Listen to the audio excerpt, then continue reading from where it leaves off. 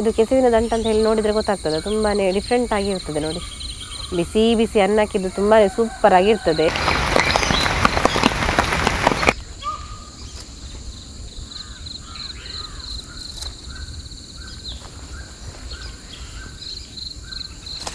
Friends, ಇವತ್ತು ನೋಡಿ ಈ ದಂಟು ಸಮೇತ ಕೆಸುವಿನ ಎಲೆಯನ್ನು ನಾನು ತಗೊಂಡು ಬಂದಿದ್ದೇನೆ.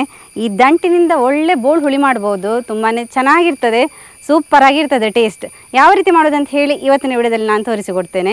ಯಾರಾದರೂ ನಮ್ಮ ಕರಾವಳಿ ಮಿರರ್ ಚಾನಲ್ನ ಹೊಸಬರು ನೋಡ್ತಾ ಇದ್ದರೆ ಸಬ್ಸ್ಕ್ರೈಬ್ ಮಾಡಿ. ಹಾಗೆಯೇ ಫೇಸ್ಬುಕ್ ಮತ್ತು ಇನ್ಸ್ಟಾಗ್ರಾಮಲ್ಲಿ ಕೂಡ ಪೇಜ್ ಇದೆ, ಅದನ್ನು ಕೂಡ ಫಾಲೋ ಮಾಡಿ. ವಿಡಿಯೋ ಸ್ಟಾರ್ಟ್ ಮಾಡುವ. ನಾನು Asha Udupa Kateel. Welcome back to Karavali mirror. ಕೆಸುವಿನ ದಂಟಿನ ಬೋಳು ಹುಳಿಗೆ ಫಸ್ಟಿಗೆ ನಾವು ತೊಗರಿಬೇಳೆಯನ್ನು ಬೇಯಿಸ್ಕೋಬೇಕು. ತೊಗರಿಬೇಳೆ ಇಲ್ಲಿ ನಾನೊಂದು 3/4 ಕಪ್ ಆಗೋಷ್ಟು ತೊಗರಿಬೇಳೆಯನ್ನು ತಗೊಂಡಿದ್ದೇನೆ. 1.5 ಲೋಟದಷ್ಟು ನೀರನ್ನು ಸೇರಿಸ್ಕೊಳ್ತೇನೆ. ಖಾಲಿ ತೊಗರಿಬೇಳೆ ಬೇಯಲಿಕ್ಕೆ ಬೇಕಾಗಿ ನಾನಿಲ್ಲಿ ನೀರು ಹಾಕ್ಕೊಂಡಿರೋದು. ಹಾಗೆಯೇ ಒಂದು ಅರ್ಧ ಸ್ಪೂನಷ್ಟು ಅರಶಿನ, 1 ಸ್ಪೂನಷ್ಟು ತೆಂಗಿನೆಣ್ಣೆಯನ್ನು ಹಾಕ್ಕೊಳ್ತೇನೆ. ಈ ತೆಂಗಿನೆಣ್ಣೆ ಹಾಕೋದ್ರಿಂದ ಒಳ್ಳೆ ಪರಿಮಳ ಬರ್ತದೆ. ಇದನ್ನು ಇನ್ನೊಂದು 20 ನಿಮಿಷಗಳ ಕಾಲ ಹಾಗೆ ಮೀಡಿಯಂ ಫ್ಲೇಮಲ್ಲಿ ಬೇಯಿಸುವ. ನಮ್ಮ ತೊಗರಿಬೇಳೆ ಫುಲ್ಲು ಸ್ಮ್ಯಾಶ್ ಆಗಬೇಕು, ಅಲ್ಲಿ ತನಕ ಬೇಯಿಸಬೇಕು. ಇದರ ಕೆಳಗಿನ ಪೋರ್ಷನ್ ಹೀಗೆ ಕಟ್ ಮಾಡ್ಕೊತೇನೆ. ಈ ಥರ ನಾರಿರ್ತದೆ, ಅದನ್ನು ಫುಲ್ ಮೇಲೆಯಿಂದ ಕೆಳಗಡೆ ತನಕ ಎಳೆತಾ ಬರಬೇಕು.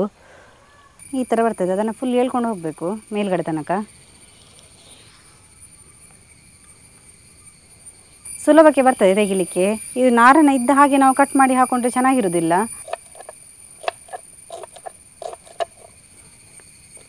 ನೋಡಿ, ನಾರಿದ್ದರೆ ಮತ್ತೆ ಸಿಗ್ತದೆ ನಮಗೆ ಕಟ್ ಮಾಡಬೇಕಾದ್ರೆ. ಹಾಗೆ ತೆಗಿತಾ ಕಟ್ ಮಾಡ್ತಾ ಹೋಗುವ.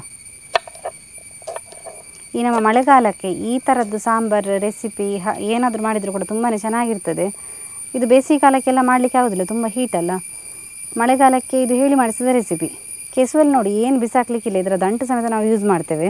ಹಾಗೆಯೇ ಗೆಡ್ಡೆ ಕೂಡ ಯೂಸ್ ಮಾಡ್ಬೋದು, ಎಲೆಯಲ್ಲಿ ಕೂಡ ಬೇರೆ ಬೇರೆ ಥರದ ರೆಸಿಪಿ ಮಾಡ್ಬೋದು. ತೊಗರಿಬೇಳೆ ನೋಡಿ ಚೆನ್ನಾಗಿ ಬೆಂದಿದೆ ನೋಡಿ, ಒಳ್ಳೆ ಸ್ಮ್ಯಾಶ್ ಆಗಿದೆ. ಈ ಥರ ಆಗಬೇಕು ನೋಡಿ.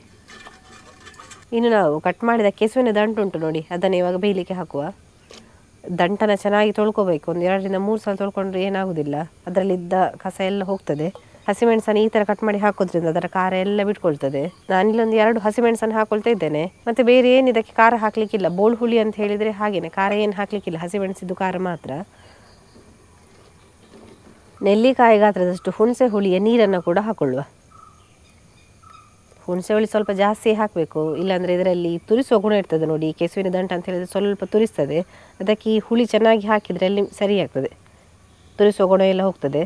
ಹಾಗೆಯೇ ಒಂದು ನೆಲ್ಲಿಕಾಯಿ ಗಾತ್ರದಷ್ಟು ಬೆಲ್ಲ. ಸ್ವೀಟ್ ಕಮ್ಮಿ ಇಷ್ಟಪಡೋರು ಸ್ವಲ್ಪ ಕಡಿಮೆ ಕೂಡ ಹಾಕ್ಕೊಳ್ಬೋದು. ಒಂದು 1/4 ಚಮಚದಷ್ಟು ಇಂಗಿನ ಪೌಡರನ್ನು ಕೂಡ ಸೇರಿಸ್ಕೊಳ್ತೇನೆ. ಇಡೀ ಹಿಂಗಾದರೆ ಸ್ವಲ್ಪ ನೀರು ಮಾಡಿಕೊಂಡು ಸೇರಿಸ್ಬೇಕು. ರುಚಿಗೆ ತಕ್ಕಷ್ಟು ಉಪ್ಪು. ಇದೆಲ್ಲ ಹಾಕಿ ಆದ ನಂತರ ಚೆನ್ನಾಗಿ ಮಿಕ್ಸ್ ಮಾಡ್ಕೋಬೇಕು.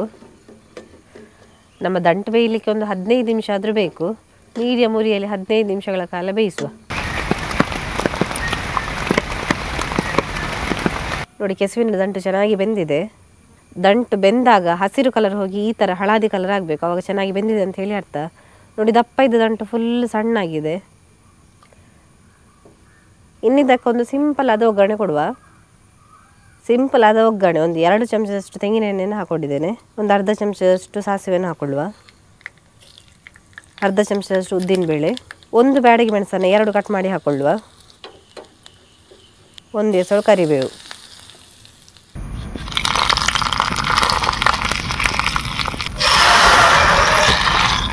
ಕೆಸುವಿನ ದಂಟಿನ ಬೋಳು ಹುಳಿ ರೆಡಿ ಆಗಿದೆ ನೋಡಿ, ಯಾವ ರೀತಿ ಬಂದಿದೆ ಅಂತ ಹೇಳಿ.